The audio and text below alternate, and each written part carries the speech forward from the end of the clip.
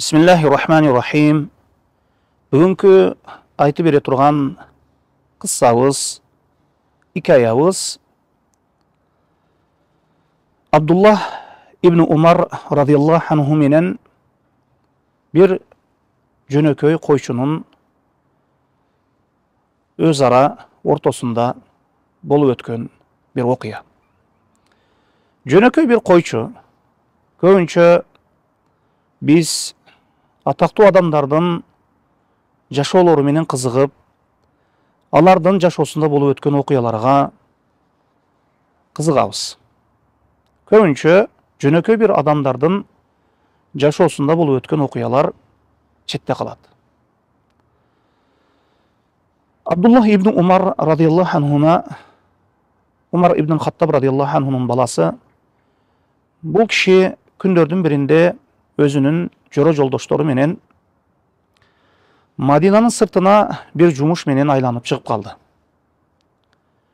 Анан Madinanın айланасын айланып жүрүп, анан bir жерге токтошту, тамактанып алуу үчүн, түштөнүү үчүн.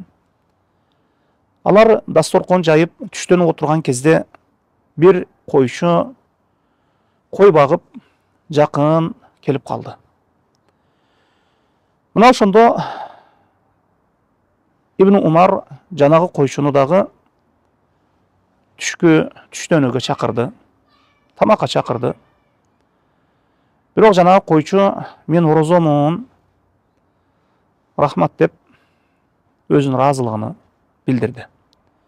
Мына ошондо Абдуллах ибн Умар радıyallahu anhуна жанагы койчуга карап, бұл ысык күндө, ысык болсо күн, аябай күн ысып турган болсо, эмне эле өзүңдү кыйнап, нафил орозо болгон болсо, өзүңдү кыйнап орозо тутуп жатасың.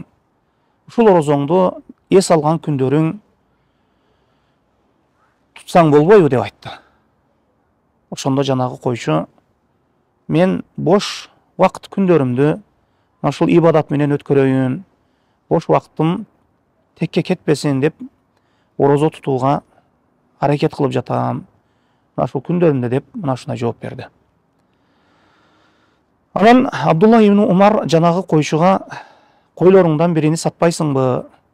Союп биз да жейли, анан сага да берейли деп айтты. Жанагы койчу, бул койлордун ээси мен эмесмин, мен жөнөкөй бир койчумун. Бул койлордун ээси башка деп айтты. Ошондо Абдуллах ибн Умар, анда кожоюнуңа ушул койлордун бирөөсүн карышкыр жеп кетти деп айтып коесуң да, бир шылтоотага айтып коесуң да деп айтты. Анан жанагы койчу Абдуллах ибн Умардын сөзүнө таң калып, мен мындай айта турган болсом кожоюнума, Аллах кайда калат деп айтты. Аллах баарыбыздын иштерибизди байкап көрүп турат эмеспи деп жооп берди. Ошондо Абдуллах ибн Умар жанагы койчунун бул сөзүнөн өтө таасирленип Мадинага келди. Мадинага келип, жанагы койчунун ээсин тапты. Тапса, жанагы койчу бирөөнүн колунда койчу экен, жана кул экен. Жанагы койчуну дагы сатып алды, кулдуктан азат кылды, жана койлорун дагы сатып алды. Жана ошол койлорду жанагы койчуга хадия кылып жиберди, белек кылып жиберди. Мына такыбалуулуктун бул жашоодогу мөмөсү, жемиши.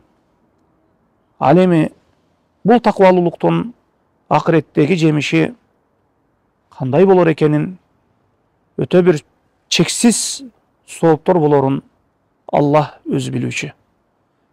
Дайыма такыбалуулардын акыр акыбети бул дүйнөдө да жана акыретте да жакшылык менен бүткөн. Wallahu a'lam.